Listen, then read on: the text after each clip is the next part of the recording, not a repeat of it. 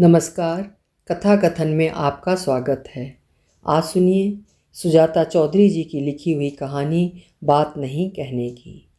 सुजाता चौधरी वरिष्ठ हिंदी साहित्यकार, संपादक तथा लोकोपकारक हैं। इनका लेखन नाम सुजाता है। इनके द्वारा अधिकांश पुस्तकें महात्मा गांधी के विचारों तथा कार्यों पर लिखी गई हैं।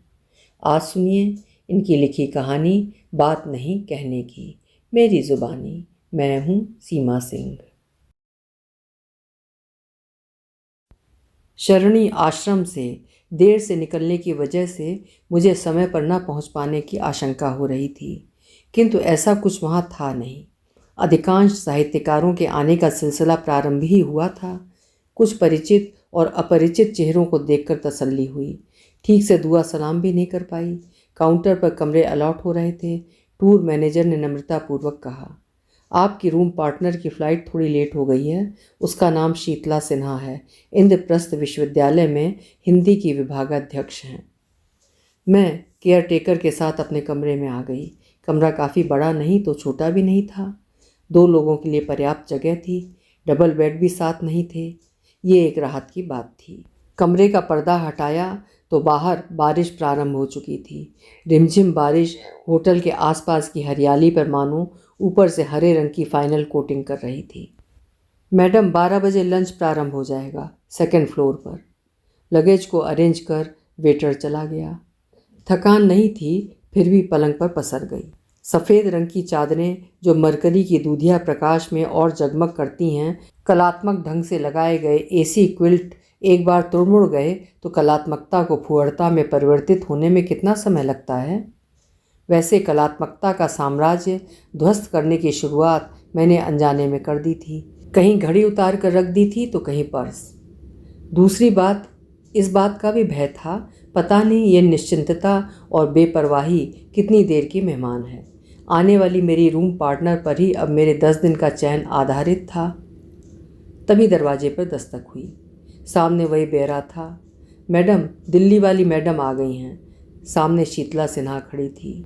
खाते पीते घर की नहीं कह सकते हैं, मोटापा महामारी से ग्रस्त कही जा सकती थी। शरीर पर अल्ट्रा मॉड कपड़े, छोटे से खुले गले का टॉप जिनसे दोनों अपेक्षाकृत बड़े उरोज बाहर की ओर झांक रहे थे। चेहरे पर मेकअप की मोटी परत लगी थी। होठों पर दिल्ली स्टाइल की दहकते हुए लाल रंग की लिपस्टिक लगी हुई थी। स्ट्रेट कटिंग में कटे बाल उनके खूबसूरत लग रहे थे। आप डॉक्टर रचना? मैं डॉक्टर शीतला। उनकी आवाज़ शरीर और मेकअप के हिसाब से बहुत मीठी थी। मैं जल्दी जल्दी अपनी बिखरी चीज़ों को समेटने लगी। कोई जल्दी नहीं है, आप निश्चिंत रहें। आपने लंच लिया? कैसा था? ठीक ही है, फल की कमी खटकी। तब तक मैंने अपने बिखरे सामानों को समेट लिया था। आप आराम से बैठें, कार्यक्रम तो कल से शुरू होंगे। आप गुवाहाटी आज आई हैं? शाम को बाहर निकलना है? मैं 2 दिन पहले ही आ गई थी। शिरनी गांधी आश्रम में थी, कुछ काम थे। शाम को बाहर निकलना शायद नहीं हो सकेगा। आश्रम की गतिविधियों में व्यस्त होने के कारण अपने आलेख का फेयर नहीं कर पाई हूँ। कल ही उसे पढ़ने हैं। मुझे पता है, अधिकतर साहित्यकार अपनी पढ़ाई लिखाई का धौंस ऐसे ही देते हैं जिसमें उनकी बौद्धिकता उलझी सी लगने लगती है, पर मेरी मंशा ऐसी कतई नहीं है। उन्होंने भी नहले पर दहला मारा। मुझे भी कहीं मॉल वगैरह तो नहीं जाना था। ब्रह्मपुत्र के किनारे थोड़ी चहलकदमी कर लेती। वैसे भी मुझे अनुवाद के काम इसी महीने पूरे करने हैं। रात के 2 तो बज ही जाएंगे, पर आप चिंता ना करें, मैं बाहर लॉबी में बैठकर अनुवाद का काम कर लूँगी। मैं किसी भी सेमिनार में जाती हूँ तो मेरे पास इसी तरह ढेरों काम होते हैं। रोशनी में लोगों को नींद नहीं आती है, रूम पार्टनर का ध्यान रखना पड़ता है। मैं एक ही आलेख में सिमट गई और वे कमरे से बाहर निकल गईं। रात्रि भोजन में सभी मस्ती में थे। शीतला सिन्हा भी बियर के गिलास पकड़े पूरे शबाब में थीं। भोजन के बाद उन्होंने बड़ी शालीनता से कहा, मैं कमरे में देरी से जाऊंगी, आप सो जाना, मेरे पास चाबी है। मैं उनकी ओर देखकर मुस्कुराई। सोचा, इतनी मोटी पुस्तकों का अनुवाद इस हालत में कैसे करेंगी। वे कब आईं मुझे कुछ पता नहीं चला। मेरी नींद में खलल नहीं पड़ने की खासी कोशिश उन्होंने अवश्य की होगी। सुबह जब मैं स्नान कर बाहर निकली तब तक वे जग चुकी थीं। उन्होंने सिल्क की नाइटी पहनी हुई थी। चेहरा मेकअप विहीन था, पर वे पहले से अधिक अच्छी लग रही थीं। तीसरे दिन हम लोग माजुली गए थे, असम के भक्ति आचार्य शंकर देव माधव देव की स्थली। शंकर देव और माधव देव यानी गुरु शिष्य की पहली मुलाकात इसी स्थान पर हुई थी। शंकर देव असम में वैष्णव धर्म के जनक माने जाते हैं। इन्होंने अपने मंदिर में गर्भगृह के पवित्र स्थली सिंहासन वेदी पर श्री विग्रह के स्थान पर श्रीमद् भागवत पुराण पवित्र ग्रंथ को रखकर पूजा करने की नई परंपरा की शुरुआत की थी। माजुली चारों ओर से ब्रह्मपुत्र से घिरा हुआ है। वहाँ पहुँचने का एकमात्र उपाय जलमार्ग है। लोग नावों द्वारा ही वहाँ पहुँच पाते हैं। आज भी आसमान में श्याम घटा घिराए थे। किनारे के हरे भरे पेड़ मस्ती में झूम रहे थे। अधिकतर साहित्यकार के कैमरों के फ्लैश लगातार चमक रहे थे। शीतला सिन्हा ने धीरे से पूछा, आपको इसके बारे में पहले से ज्ञात है? हाँ, अच्छी तरह। सच पूछें तो माजुली का नाम यात्रा विवरण में देखकर ही मैंने इस साहित्यिक यात्रा में आने का मन बनाया। यहाँ इतने सारे ब्रह्मचारी दिखाई पड़ रहे हैं, क्या ये सभी सचमुच ब्रह्मचर्य का पालन करते होंगे? सामने देखो, 6 फीट का वो सुदर्शन नवयुवक कितना सुंदर है। क्या इससे कोई रमणी प्यार नहीं कर बैठेगी? और ये स्वयं किसी खूबसूरत वनिता की वेणियों में उलझकर उसका कृत दास नहीं बन जाएगा? ब्रह्मचर्य पालन करना क्या इतना आसान है? मुझे क्या पता, मैं तो विवाहित हूँ, पर इतना कठिन भी नहीं है, कहती हुई मैं उसी सुदर्शन युवक से बतियाने लगी। शीतला सिन्हा आगे बढ़ गई।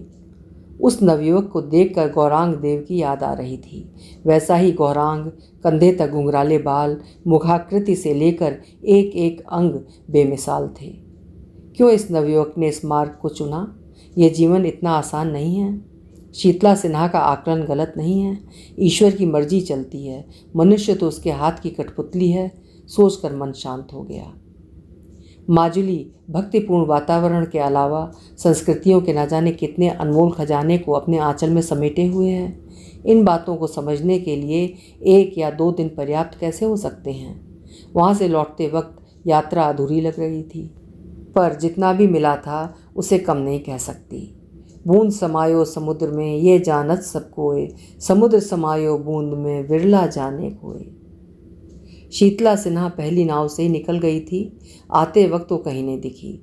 होटल पहुंची तो वो कमरे में ही थी। हाथ में बियर की गिलास थी, कुछ गमगीन सी। आज वे अनुवाद करने लॉबी में नहीं गई थी। फ्रेश होकर वॉशरूम से निकलते ही उन्होंने अपनी आंखें मुझ पर गड़ाते हुए कहा, इंदिरा, जो स्त्रियां पतियों के साथ रहती हैं, बहुत आसान है उनके लिए ये कह देना कि ब्रह्मचर्य कठिन काम नहीं है। जो स्त्रियां सिंगल रहती हैं, उनके बारे में वे कितना जानती हैं? उनकी पीड़ा, उनके ताप, दर्द को महसूस कर सकती हैं। शीतला जी, प्रायः यही देखा जाता है कि पत्नियों द्वारा शारीरिक संबंधों की ना होती है। बच्चों के जन्म होने के बाद तो सेक्स की इच्छाएं प्रायः कम होने लगती हैं। पतियों वाली स्त्रियों की कामेच्छा तो नाना करते भी पूरी हो ही जाती है। कहते कहते उनकी आंखों में आंसू डबडबा गए। इतनी छोटी सी बात आपको इतनी हर्ट कर गई? सॉरी। तुम्हारी कोई गलती नहीं, गिल्ट फील करने की कोई ज़रूरत नहीं। तुम्हें क्या पता, जब पति किसी दूसरी स्त्री के साथ कमरे में बंद दिखाई पड़ता है तब क्या बीतती है। अग्निदग्धा का नाम सुना है ना? वैसे ही पूरा शरीर जलने लगता है। उनकी आंखें चढ़ी हुई थीं। मैंने उठकर उनके हाथ पानी का गिलास पकड़ाया। उन्होंने पानी का एक घूंट लेकर कहना चालू रखा, तुम्हें कुछ पता नहीं है।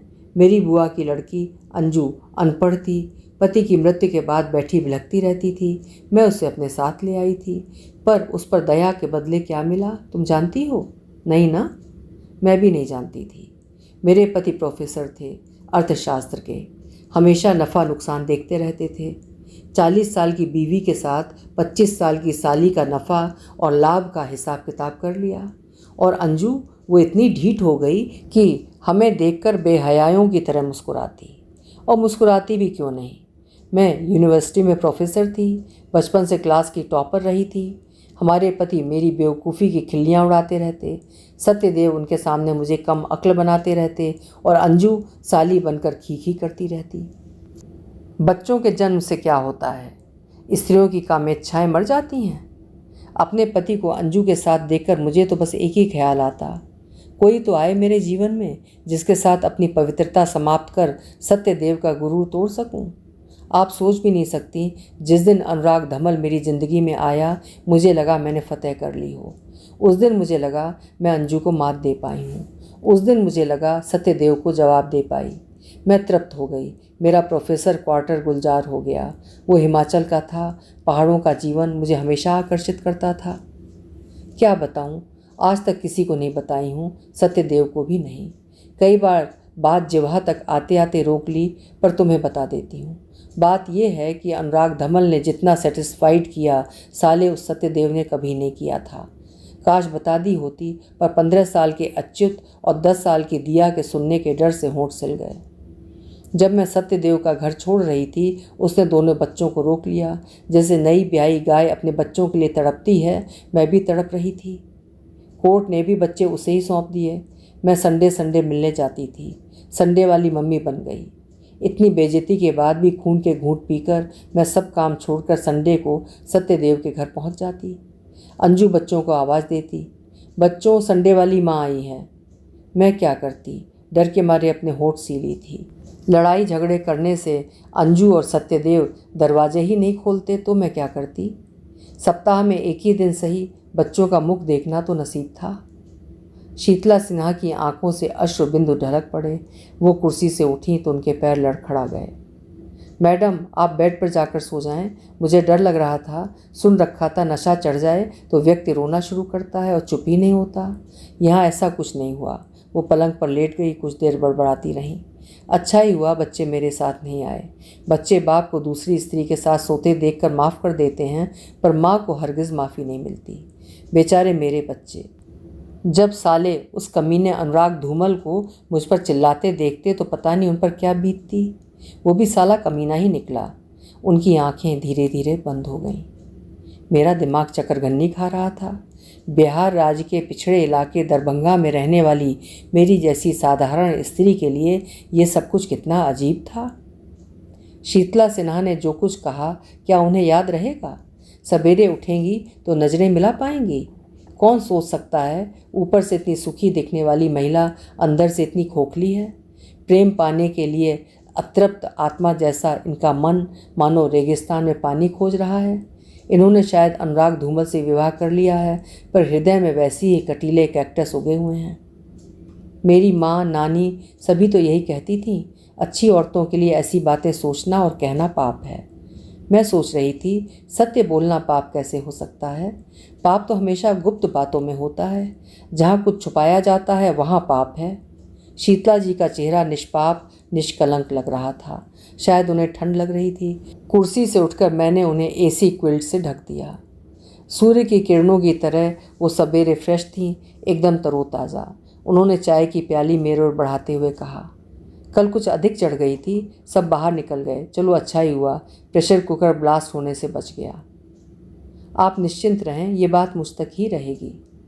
शुक्रिया इंदिरा। वैसे मुझे इन बातों के लिए कोई अपराध बोध नहीं है।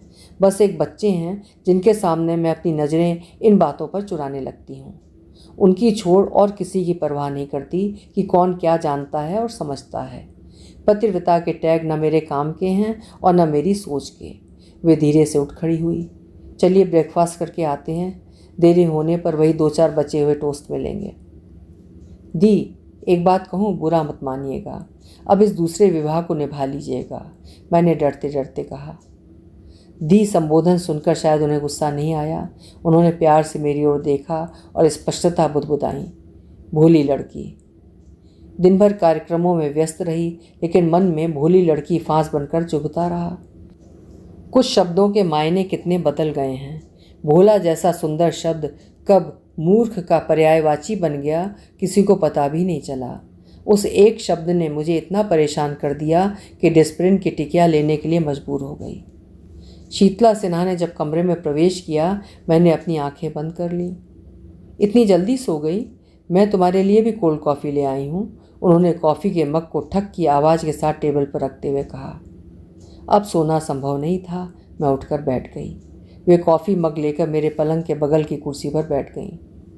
इंदिरा, तुमने आज कितने प्रेम से मेरी चिंता की, मेरा मन भीग गया। माँ की मृत्यु के बाद कभी किसी ने ऐसे नहीं कहा था। 12 घंटे से गड़ा हुआ भोली लड़की की वो कील एक क्षण में तो रोहित हो गई। उल्टे अपनत्व में आंखें डबडबा गईं। कस्बाई स्त्रियां ऐसी ही होती हैं। उन्होंने कॉफ़ी की सिप लेते हुए कहा, लेकिन जिसे तू बचाने की बात कर रही है वो रहता तब न बचता। तो क्या फिर तलाक?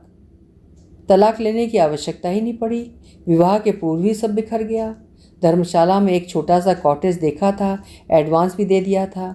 सोचा था गर्मी की छुट्टियों में बच्चों को लेकर यहाँ आऊँगी। अनुराग धूमल ने समझाया, हिमाचल में बाहरी व्यक्ति घर ज़मीन नहीं खरीद सकता। प्रॉपर्टी तो मेरे नाम से ही रजिस्ट्री करानी पड़ेगी। प्रॉपर्टी डीलर भी उसकी हाँ में हाँ मिला रहा था। मैंने अपने तर्क रखे, तुमसे विवाह करके मैं भी हिमाचली बन जाऊंगी, फिर मेरे नाम से रजिस्ट्री में क्या कठिनाई होगी। प्रॉपर्टी डीलर अब मेरी हाँ में हाँ मिला रहा था। तो मैडम जी फटाफट विवाह कर लें, प्रॉपर्टी की कीमत आसमान छू रही है। मकान मालिक के मन बदलने में अधिक समय नहीं लगते। फटाफट आर्य समाज विधि से विवाह रचाकर हम लोग सीधे हिमाचल पहुँचे। प्रॉपर्टी डीलर जैसे हम दोनों का ही इंतज़ार कर रहा था। मैडम जी अपना पहचान पत्र और 2 फोटो देना। चेक लेकर आई हैं ना? जी सब कुछ लेकर आई हूँ, मैंने उसके हाथ में फ़ोटो थमाते हुए कहा। पर एक गल है, इनके नाम से रजिस्ट्री नहीं हो सकती, अनुराग धमल ने कहा। क्यों, आपकी पत्नी है, इसका हक है, प्रॉपर्टी डीलर ने कहा। दरअसल ये शादी वैध नहीं है, मेरी एक पत्नी पहले से है, उसने खीसे निपोड़ते हुए कहा। क्या? मैं धम्म से बैठ गई। मेरे पैरों के नीचे की ज़मीन खिसक चुकी थी। मैं उठ खड़ी हुई। मुझे रजिस्ट्री नहीं करानी, भाड़ में जाए मकान, घर और पहाड़। मेरे पीछे पीछे वो भी भागा। मेरी एक बात सुन ले, मुझे पता था विवाहित होने की बात मुझे तुमसे जुदा कर देगी, इसी डर से छिपा गया। पास ही मेरा घर है, एक बार चल के मेरे बीवी बच्चों से मिल लो। अभी मैं कोई परिचय नहीं दूंगा, तुम अपनी आंखों से देख लेना, सबके सब गाये हैं। इच्छा तो नहीं हो रही थी उसकी बात सुनने की। उस लालची कमीने के आंखों में अभी भी उस बंगले का प्रतिबिंब दिखाई पड़ रहा था। फिर भी पता नहीं क्या सोचकर या बिना सोचे समझे उसके साथ चल दी। गांव में छोटा सा घर था, 2 बच्चे थे, अच्छे तो दिया से भी छोटे, मासूम से, लाल लाल गाल वाले पहाड़ी बच्चों की तरह। धूमल ने पत्नी को आवाज़ दी, देखो मैडम जी आई हैं। साधारण शक्ल सूरत की क्षीण काया वाली उसकी पत्नी पानी का गिलास लिए मेरे सामने खड़ी थी। धूमल ने हंसते हुए अपनी पत्नी से कहा, मैडम जी एक बंगला खरीदने यहाँ आई हैं, पर इनके नाम से बंगला अलॉट नहीं हो सकता, बाहर ही हैं। मैं तो कहता हूँ मेरे साथ शादी कर लो, फिर बंगले की रजिस्ट्री इनके नाम हो जाएगी। उसने एक ज़ोरदार ठहाका लगाया। मुझे ऐसी बातें मजाक में भी पसंद नहीं। मैं उठकर खड़ी हो गई। मैं बाहर की ओर भागी। उसकी पत्नी में मुझे अपना अक्स दिखाई पड़ रहा था और मुझमें उस अंजू का जिससे मैं बेइंतहा नफरत करती थी। उसके अक्स के सलीब को ढोने से बढ़कर मेरे लिए और कुछ तकलीफदेह नहीं था।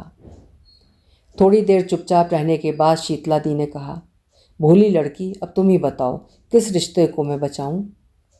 इस बार भोली लड़की का अर्थ अनर्थ नहीं कर रहा था। मेरी गर्दन उनके दुख के भार से झुक गई। अब इतना चेहरा लटकाने की भी बात नहीं है, इतनी बेचारी भी नहीं हूँ मैं। एक तीसरा भी है मेरे जीवन में। उन्होंने हंसने की कोशिश की। क्या? कौन है? इस बार मन का मीत मिल गया ना? लगा तो ऐसा ही था। कुंवारा है, मुझसे 9 साल छोटा। जब प्रेम की पेंगे बढ़ा रहा था, हमेशा गुनगुनाता रहता। न उम्र की सीमा हो, न प्यार का हो बंधन। शारीरिक संतुष्टि तो देता है, पर पैसों की डिमांड इतनी बढ़ाता जा रहा है कि पूछो मत। कहाँ से लाऊं इतने पैसे? विवाह की बात पर हमेशा टाल देता है, कभी कभी हाथ भी उठा देता है, परंतु क्या बताऊं, जब वो एक दिन के लिए भी मेरी नज़रों से ओझल हो जाता है तो मैं जल बिन मछली की तरह तड़पने लगती हूँ। सप्ताह भर गायब था। असम आने के एक दिन पहले लौटकर आया है। 20,000 देकर आई हूँ। वादा तो किया है यहाँ से लौटने के बाद वैवाहिक बंधन में बंध जाएगा। ओह, मैंने सिर पकड़ लिया। क्या हुआ, तुझे तो लगता है ना वो विवाह नहीं करेगा? मैं भी बहुत आशान्वित नहीं हूँ। दी, आप इतनी भोली कैसे हो सकती हैं? दाल में काला नहीं है, पूरी दाल ही काली दिखाई पड़ रही है। आपसे वो विवाह से मना करे उसके पहले उसके पिछवाड़े पर 2 लात देकर उसे भगा दें। मेरे मन का ताव चढ़ गया। मैं मिलजेप टैबलेट लेकर अपने बेड पर लेट गई। मिलजेप लेने की वजह से सुबह नींद देर से खुली। तब तक शीतला दी बालों में शैम्पू करके तैयार हो गई थी। गुनगुनाती हुई मेरे लिए बेड टी बना रही थी। चाय का कप पकड़ाते हुए बोली, बहुत दिनों बाद इतनी हल्की होकर तुम्हारी वजह से सो पाई। वो मुस्कुरा रही थी। मेरी वजह से? हाँ, मैंने यहीं से उसके पिछवाड़े पर 2 लात मारे। लात मारते ही इतनी हल्की हो गई कि हवा में उड़ने लगी। Thank you Indira. मैं उन्हें अवाक होकर देख रही थी। क्या अब वे अंजू और सत्यदेव को दिखाने चौथी बार बाहर नहीं लेंगी? खैर जो भी हो, मेरा मन भी हल्का लग रहा था। मैं कपड़े लेकर बाथरूम जाने के लिए मुड़ी ही थी कि शीतला दी ने आवाज़ दी। एक बार फिर थैंक यू इंदिरा, उस उचक्के से मुक्ति दिलाने के लिए। बहुत समझदार हो तुम। तुम्हारी समझदारी की कायल हो गई हूँ। एक जिम्मेदारी निभा दे। कोई मेरी तरह का हमसफ़र खोज दो। बिहार के लोग बहुत सीधे साधे सच्चे होते हैं, पढ़ने लिखने में भी होशियार। तू ही देखना कितने बड़े बड़े हिंदी साहित्यकार वहाँ के हैं, दिनकर, फणीश्वरनाथ, रेणु। आगे मुझे अब कुछ सुनाई नहीं दे रहा था। अभी आप सुन रहे थे वरिष्ठ लेखिका सुजाता जी की लिखी हुई कहानी बात नहीं कहने की। आशा है कहानी आपको पसंद आई होगी। पसंद आई हो तो कहानी को लाइक करिएगा और चैनल को भी सब्सक्राइब करिएगा। कल फिर मिलेंगे। आपका समय शुभ हो।